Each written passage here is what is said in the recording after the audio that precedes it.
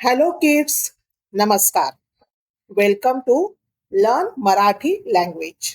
आपले स्वागत आहे. आज आपण मराठी व्याकरणाचा नवीन धडा घेऊन येत आहोत. वाक्य आणि त्यांचे प्रकार, सेंटेंसेस और उसके टाइप्स. तो चलो शुरू करते हैं. आज के सेशन में हम ये 4 सब टॉपिक्स पढ़ेंगे. तो हम पढ़ेंगे वाक्य, विधानार्थी वाक्य, प्रश्नार्थी वाक्य, उद्गारार्थी किंवा उद्गारवाचक वाक्य. वाक्य म्हणजे काय? सेंटेन्स. What is sentence? प्रत्येक वाक्य शब्दांचे बनलेले असते. तो अर्थपूर्ण शब्दांचा समूह म्हणजेच वाक्य होय. अर्थपूर्ण मीन्स विथ मीनिंग. शब्दांचा समूह मीन्स ग्रुप ऑफ वर्ड्स.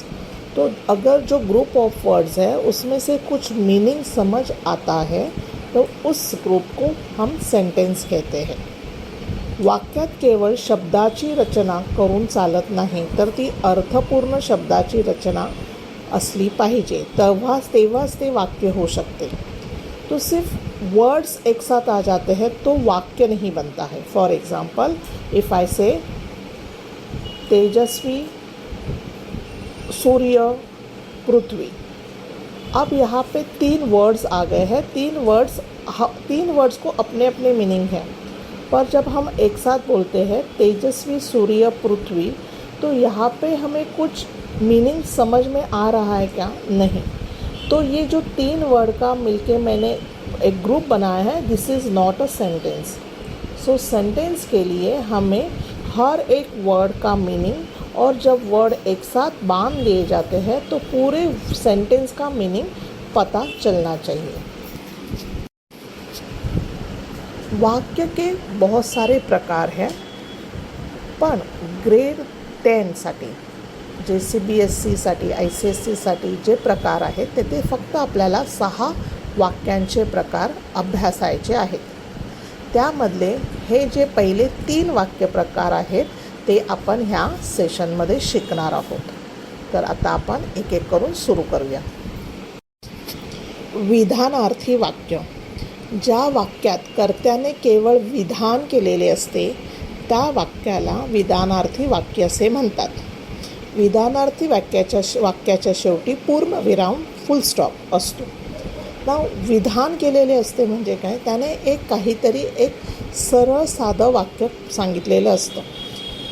वो कुछ इन्फॉर्मेशन दे रहा है और उस इन्फॉर्मेशन में he is not accepting any reaction, any feedback from the listener.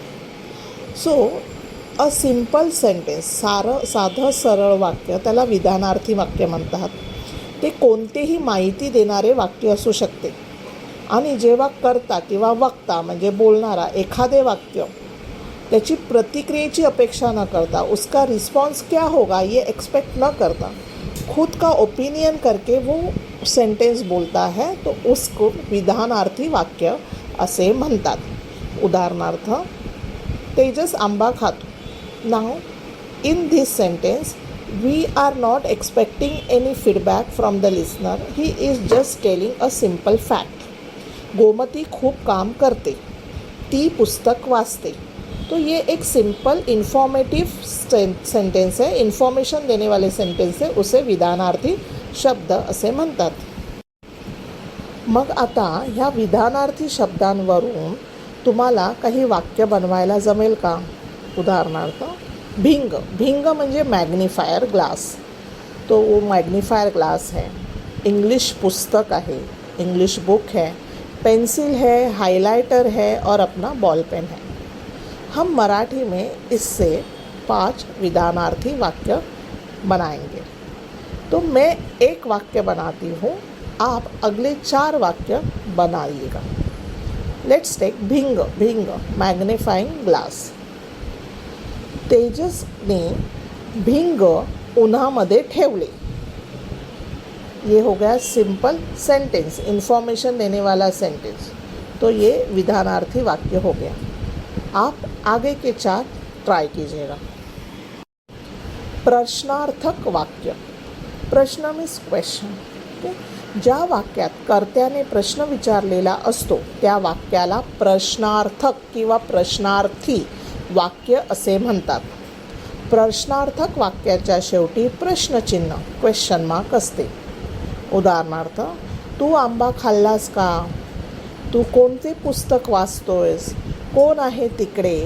So जब भी क्वेश्चन आ जाता है, इसे क्या कहते हैं इंग्लिश में? Interrogative statement, right, sentence.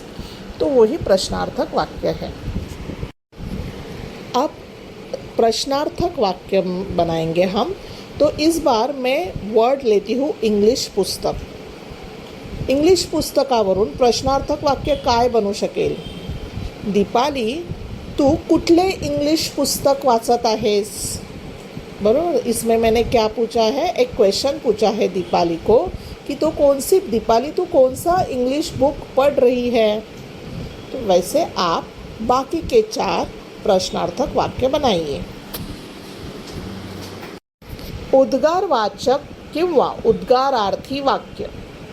ज्या वाक्यातून आनंद, आश्चर्य, दुःख इत्यादीपैकी एखादी भावना प्रकट झालेली असते व वाक्याच्या शेवटी उद्गारवाचक चिन्ह एक्सक्लेमेटरी मार्क दिलेले असते तेव्हा त्यास उद्गारवाचक वाक्य असे म्हणतात.